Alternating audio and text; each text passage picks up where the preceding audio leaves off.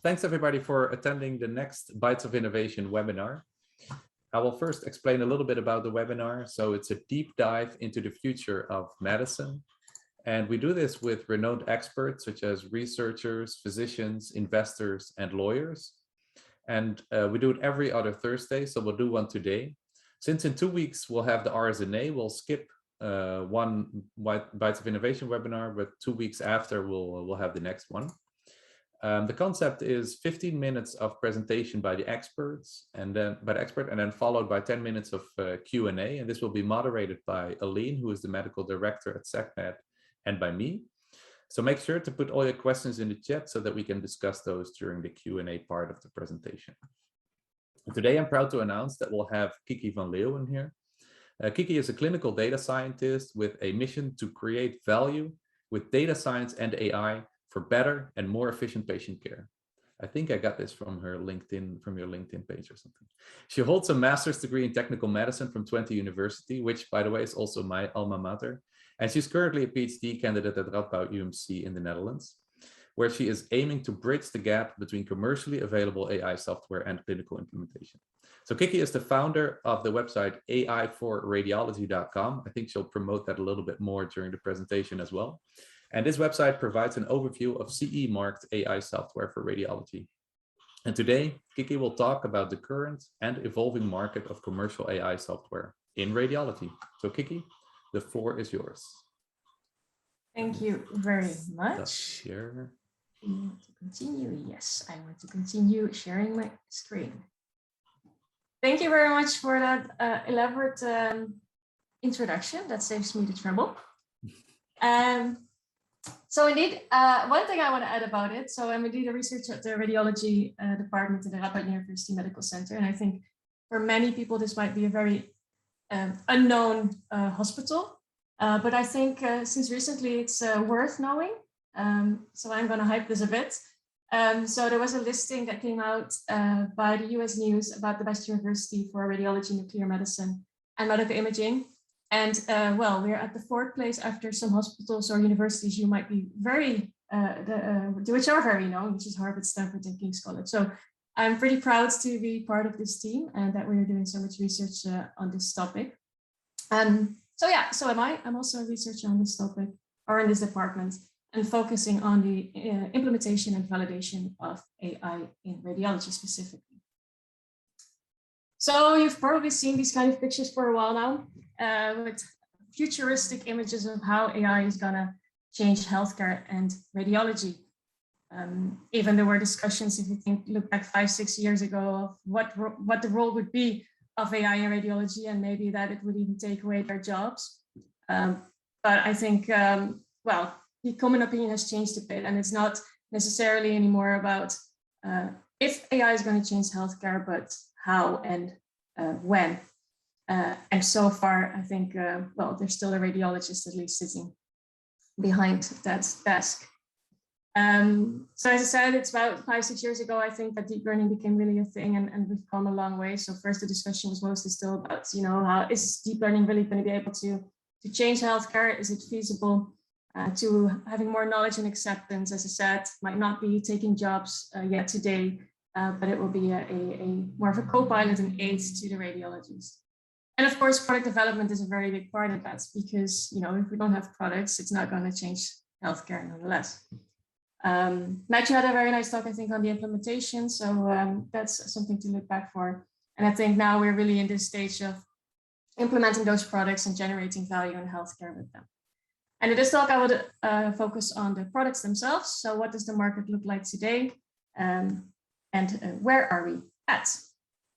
So Martin already mentioned a bit of our website. So as part of our research, we looked at what is the market, actually what is out there. And well, we also wrote a paper about that. We had a little discussion about it before this talk, but well, usually in academics, it takes a while before the papers come out, of course, and since this field is so fast moving, the information would already be outdated once published. So apart from the publication, we also created this website, AI4radiology.com, and where we actually list all these products out there. So you can see the website now? I changed the screen or not? Yeah, we can see the website. Yeah. Okay, yeah. So here you have a listing of all the CE mark products. So this is what makes a product eligible to be clinically used in Europe. So that's also a bit more of our scope. But of course, there's a big overlap also between the US market and the European market. So there's currently 185 products listed on there already for radiology alone. And you can here filter. So if you're looking for a certain kind of products for a certain kind of modality, oh, just MR is not so common. You can see what is out there. And you can see also the certification and stuff around it. So that we provide this as, I hope, a useful research for anyone to find out what is out there and what might suit their needs. The vendors of all these products are from all over the world, you can see. So this is CE marked products. So for European markets, of course, also the hotspots can be seen around Europe where a lot of vendors are from, but also from the US, a lot of products that are developed there can be sold and used in the European market as well. And I think it's cool to see that radiology is really a front runner in this. So this is a paper that came out recently where they didn't look only at radiology AI products, but for the whole medical spectrum and classified it according to the different subspecialties. And if you can see here on the right, we see that about half of the products that is out there is for radiology. So that I think that really shows how big the market is. And even a more recent listing from the FDI, I think it showed that like 2/3 was even radiology. So this is really the field that is on the forefront of the use of AI in healthcare.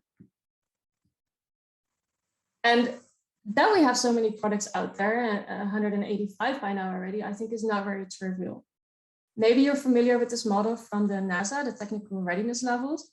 And it was developed to show, okay, what needs to happen for these very risky, well, in this case for NASA, it was the rockets to be able to be launched. But I think it can also be very applicable for medical software because there also we have to do a lot of risk management because you don't want it to fail and harm any patients. So I think it shows how many steps there are involved in getting to the actual launch or to the product certification and being used in clinical practice. So these products have gone a long way, and it actually takes, we researched that and looked at the vendors and the products we have listed, how long it actually takes them to get there. Usually these first levels are in academics, so there's research and the basic technology gets developed, and then usually it becomes a company because there might be more money and other skills involved, more money involved, external investments, and they become commercial. That takes about 4 years. So from the vendor, from a company to be founded to their first product on the market takes about 4 years. So I don't know if you think that's long or short, but if we look at healthcare innovation in general, it usually takes about 17 years for an innovation to actually be adopted in clinical care. So of course, because this is software, we might be used to very quick developments, but I think in healthcare, we also see this, that the development's a bit more quick. Yeah, and this is the result of that. So what are these products that are currently out there? So this is more of an overview graph. I'm not gonna go through this in too much detail because that would be, I think, quite boring. But if you wanna have a look more specifically, it's in our paper and also on our blog on the AI for Radiology website, where you can see what the subspecialty modalities and tasks are that they address. I think it's a bit nicer to just go through a few examples of very common products that we see listed there. So one example is for breast imaging, so for mammography, with AI products that aid breast cancer detection. And just to give you an idea, there's already 11 products out there that support this radiology task. So there's really already some competition and something to choose from there. Another example is for neurology and MR, where there are many, many products that do something related to brain region segmentation or quantification, and also MS lesion quantification. And so they all have, of course, their nuances and their different approaches, but there's already 30 out there that do something like this. So again, there's something to choose. The last example I want to address is chest X-ray. I think this was one of the use cases that everybody kind of got on top when deep learning came to rise, and the first startups, especially the ones that came from the tech side, initiated with was this task, and that is abnormality detection for chest X-ray. And again, as you can see, many products out there already, 27 that handle this task. So do they all do the same? No. So there are differences between them, and here on the side there's just an example. So I just want to illustrate for this chest X-ray example what then these differences may be. So what are the nuances you can choose for? So here is 3 examples that do chest X-ray abnormality detection. And what you can see from the description from the website already is that, well, they do different stuff. So for example, Analyze, they can detect 124 chest findings, they say. While, for example, GE Critical Care Suite, they focus on critical care, and they say, well, maybe it's not necessarily to do 124 different findings, but they focus on the pneumothorax detection. And then we have an example from Riverine Technologies. They have different modules, but one of the modules is, for example, bone suppression. And there it's not about necessarily about detecting something, but aiding the radiologist in detecting something. So doing image enhancements to actually support in a different way the work the radiologist does. So you already see there is a real difference between these products, and depending on what you're looking for, you might choose for one or over the other. Same here for visualization. Again, 2 examples from Pribim and from Siemens. Here we see a report from Pribim where they provide an abnormality probability for the case. Only 1 score with a heat map. And this example of Siemens provides bounding boxes, each with a score likelihood of having the abnormality, and also the abnormality listed related to that bounding box. So again, you see something to choose. And I think this one is also very relevant and interesting, and that is what is in the end the action. I think this has been, especially with the case of chest abnormality detection, something that has been overlooked by some of the vendors is what is the actual purpose of detecting abnormalities. What do you want to do with it? Do you want to improve the workflow? Do you want to make sure radiologists miss less cases? Do you want to have know which ones you have to look first at? And you know, by just plain detection, I think you might not have might not be in a very actionable result. And these are 2 examples of products that aim to do something else with the actual detection. So Oxypit, for example, they determined to not focus on the abnormalities, but on the healthy cases. Because they thought if we can pick out the healthy cases, then we can automate the reporting for these cases and get a standard report for normal chest X-rays and make the reporting time shorter for the radiologist. So they really aimed at the workflow improvement. Then ADOC, for example, they have again a different approach, and they look more at the emergency cases and tag cases that are likely to be abnormal. So they get this mark, so radiologists might be able to look at it earlier when it's a case that should be looked at very quickly. And also, again, this might be relevant if you have long work lists and little radiologists, but if you have a radiologist already in the emergency department who is there when the acquisition takes place, this might not be relevant at all. So really depending on the context, you might choose, and your goals that you want to go for with AI, you might choose one or the other. Well, there's many more things you can compare, things like pricing, deployment. So here's a graph of all the products that we have listed, and from which we know what the pricing model and deployment is. And we see that there's some differences, different choices there by the vendors, but also a lot of overlap. So there's also a lot of vendors that currently choose to offer either subscriptions or pay-per-use, and kind of look at the customer and what they wish for. And the same for the deployment. So for the local deployment or cloud deployments, it seems like they haven't made up their mind that much yet, and kind of go with the flow of what the clinical institutes at this point are looking for. The last thing I want to mention about the discrepancies or the differences between these products is the regulatory clearances. So for the FDA, well, these are coincidentally examples that all do not have FDA clearance yet, but especially for CE, this is relevant because you can see here already, there's different classes mentioned. We have MDD, MDR, And I'm going to only touch on this shortly because Hugh Harvey did one of the webinar series where he explained this very elaborately on what this all means. So definitely look back his talk if you are interested in this. But in Europe, it's quite complicated now. So we went from this old regulation to the medical device directory now to the medical device regulations last May.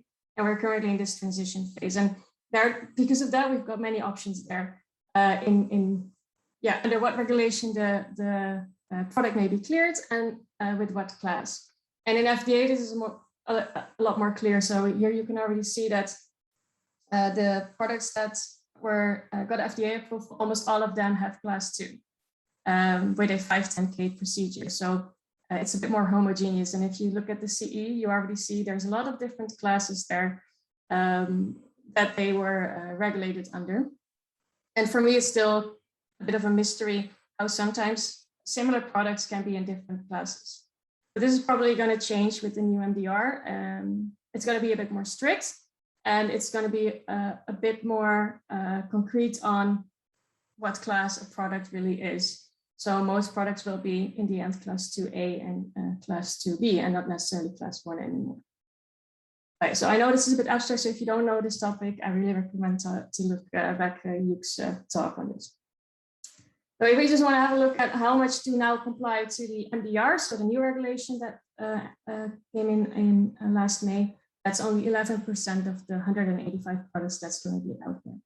So they have still till 2024 to catch up with all the others, but then they will have to comply to the MDR or they might be taken off the market. So why am I mentioning all this? If you're in Europe and you want to buy an AI product, this is something to take into account when you choose a product, and which may favor one over the other. And even though there's only little products now complying to the MDR, I think it's worth to discuss with the vendor what the implications are and what their plans are to comply in the future. Also, it has an impact on market development. So here is a graph of how the new products that came on the market in the past years. And you can see that especially 2019, 2020 were good years. Many new products, about 50 came to the market, which also makes sense if you look back that indeed deep learning started around 2015 to really take off. So if it then takes 4 years for your first product to come to market, you indeed end up around 2019, 2020. For 2021, of course, the year hasn't ended yet, and we also might be behind a bit with the data collection, of course. But we see less products, and I think it's even more interesting if we look at when these products got on the market. Because the 13 products this year that came to market, 9 of them got CE marked in May, in that specific month, so most of them. And what does that mean? Well, May 28th, the MDR came into force. And a lot of the vendors, they tried to get their products regulatory approved just before that, under the old regulations, so they would be safe. What I think this shows is that it does really have an impact on the new products coming to market and the market development. And I'm really curious to see next year when we have a bit more data, if that really has this impact. What we see here is that a lot less products are coming to the market because they have to comply to more rules. So yeah, that is more something that we see it happening, but of course we have to wait and see a bit longer to see if it really has this impact on the development that holds them back. Another thing we notice is now that the market what is happening is that there's new vendors still coming to market, but mostly the current vendors that are out there are just expanding their portfolios. So where initially one vendor had one product on the market, now on average, there's already more than 2 products per vendor. So it's more vendors expanding their portfolios than new vendors arising.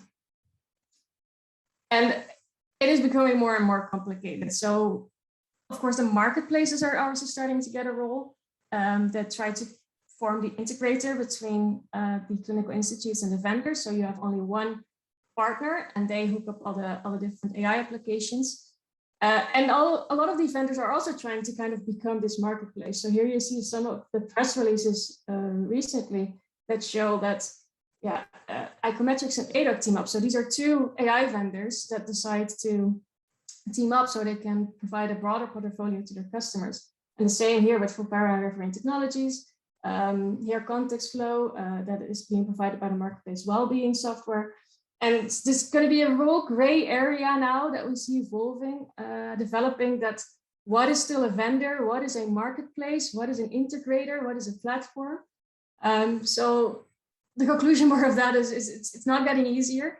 And with our website, we try to sort of give that insight and provide an overview to make it easier for radiologists, for departments to figure it out. But yeah, it's definitely a still developing market. If you are interested to stay up to date on these kind of press releases and updates, we do have a newsletter as well, where I try to sort of clarify and keep everybody posted on these developments. So you can sign up via the website aiforradiology.com, or here we have a short URL on that. So that was what I wanted to share with you. Thank you very much. And let me know if you have any questions. Well, thank you, Kicky. Very nice presentation, a lot of information there. So we are opening for questions. I do have one question. So you work basically with radiology, and why do you think there are many more softwares or products approved for radiology other than other medical specialties? I think a few reasons. So one important reason was that especially deep learning has brought a very big step forward for imaging. So machine learning and deep learning, of course, it's a technology that has been around for, well, machine learning for 50 years, but of course, in the past 10 years, we've seen a big leap. And especially in medical imaging, that really changed the performance of algorithms to go from, like accuracy of 70 to 95%. While in other use cases, the leap was smaller. So with the classical methodologies, it was maybe 80%, and then we went to 85% with machine learning and deep learning. So I think that's really kicked off more of a revolution within medical imaging than maybe in other sectors. And second of all, the data, I think, is more homogeneous. So while we have other medical data, which might be language related, if you look at reporting, which causes a lot of cumbersome or free text that is different in every hospital, but also other metrics. So for example, intensive care data, we even see it in the Netherlands between all the different hospitals, they register different things with different machines. So to get that data in a uniform way that you can create good algorithms with it, and also products that are transferable, is, I think, more difficult. So in imaging, of course, we have different vendors and stuff, but there's at least some standards with DICOMs and something that we, the input is as expected. So I think that has really helped out. Yeah, I agree. And data has always been a bottleneck for development. Any AI, since training and getting the data more uniform for any types of development. We do have a question from Jay. So he's asking if these products are generating revenue for these companies. Do you have this type of economic information? Yeah, nice question. Yeah, I don't have the quantitative data. I'm not sure if they would be willing to share that with me either. But I do know that more from what I hear is that probably my estimate would be that plus 90% of those companies are not making, how do you say, black figures? Is that the word you use? Are not making money yet, like positive. No profits. So, sorry? No profits. No profits. Yeah, thanks. So yeah. So there's, I think, a lot of investment still, outside investment that goes into to keep them alive. I see teams that have only one product to market, or companies have one product, but they have a team of already maybe 100 people that they support. So if you consider that, how many products they have to sell to support that kind of employee force, I think I cannot imagine they can get that from the prices they ask from the hospitals yet. Yes, got it. So, and do you think that most of these products are more into the, as you said, radiologist workflow, um, like with those heat maps, or are these companies looking for more autonomous and complete software for diagnostics? Currently, it's really difficult to sell products that are complete, to sell them as a autonomous device. That's still pretty difficult because it's just not that as accepted yet. And of course, also the legal consequences and regulatory consequences are major. So there's not that much room yet for complete autonomous devices. So most of the devices that are sold currently are more as an aid. And I think there you have two ways of making that, like what can they, two ways of sort of financing that. So one, of course, is the effect of that it improves your department and your workflow. And then you can say, okay, so it gives me financial benefit to my department so I can pay for it myself. And of course, you have devices that increase health and have better health outcomes in the future. And then it becomes a bit more difficult. And I think that's also one of the difficult things of now the AI adoption is that, you know, the department has to pay for the product, but in the end, the benefit is somewhere else. So we now see, especially in the US, is at the forefront of that, the first reimbursements for these kind of products that will stimulate the adoption of that. And will help the companies get profitable as well, I guess. Yeah, I think that's still a big issue, right? Like the actual deployment of the algorithms. And that's something that you don't capture here, of course, because you capture until the CE mark, but that's not the end station, because I feel like you can get a regulatory approval, but then you still need to implement it in the clinical setting. So it's definitely an interesting thing to maybe add in the future as well, like to evaluate, okay, how many of these algorithms are actually going to be clinically applied, and in what way is that going to be done? I think that's another interesting question. Yeah, we do for the Netherlands. We've now done 2 years in a row, and in coming spring we'll do another round where we do an inquiry of who is using what devices, so we can at least get an idea of what is clinically adopted and try to get back some of the information of, okay, what value does it actually provide in clinical practice, and we try to get these radiologists more connected, that they can also, you know, just call each other like, hey, this is the person that is involved in AI in that also other hospital, they're using this device, this product. We might be interested in doing something like that. Let's go and see if they like it or not. So we can, yeah, speed up a bit the cycle of buying, implementing products that actually have value in clinical care. Yeah, very cool. I have one last question. So you mentioned the 4-year cycle, sort of, from either incorporating the company until getting the approval, or starting with development until the approval. So we have experienced that most companies take at least 9 months, but usually longer, to just gather the data. And that's actually something at SecMed where we're focusing on, really trying to reduce that time to like 2 weeks instead of 9 months or 2 years or that very long time. But what did you do any research on why it takes 4 years? What's costing the most time? Is it data, gathering the data? Is it the development of the algorithm, or is it getting the regulatory approval? Or did you look into that? Ooh.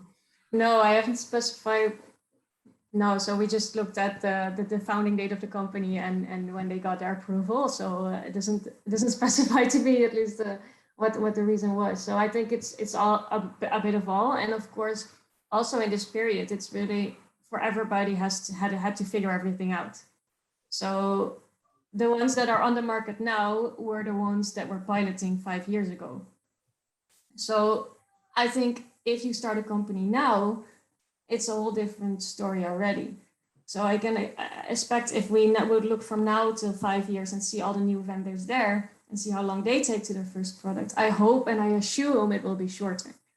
So I think it also just had to do with the fact that everybody was doing it for the first time, and there were no examples yet of the whole procedure from data collection to regulatory approval. So I think that yeah, all of that what you mentioned will have been a hassle probably. Yeah, that makes sense. Okay, well, great, Kicky. Thank you very much for a super interesting presentation, and I think an interesting Q&A afterwards. So this was very, very valuable to our listeners, I think. So next week we'll have, in 2 weeks, we'll have the RSNA in Chicago, where the whole SECMA team will be present. So we unfortunately won't have a Bytes of Innovation webinar at that time, but 2 weeks after we'll get Marta Gaia-Sanchi. She is a managing partner at Nina Capital. So that's going to be an interesting one. So make sure to attend that one, and we'll announce it on social media. So thanks again, Kicky, for an interesting presentation, and we'll hope to see you all in about a month. All right. Thanks. Bye-bye. Thanks, everybody.